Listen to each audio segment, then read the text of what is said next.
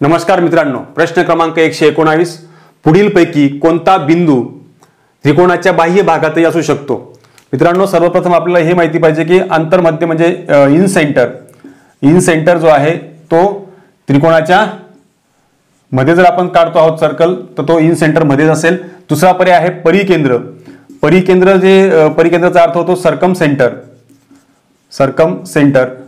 याचा अर्थ असा होतो मित्रांनो की त्याचे जे व्हर्टेक्स आहेत ते असे या ठिकाणी येतील, म्हणजे हा इथे पण राहू शकतो किंवा बाहेर पण राहू शकतो।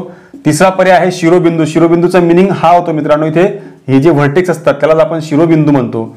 आणि चौथा पर्याय आहे मध्यगा संपात बिंदू। तर मध्यगा संपात बिंदू सुद्धा त्या ठिकाणी येऊ शकत नाही, फक्त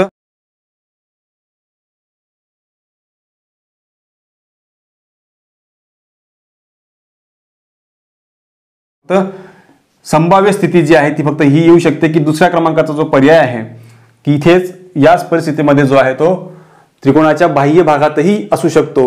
म्हणून पर्याय क्रमांक 2 जो आहे तो आपला अचूक पर्याय आहे।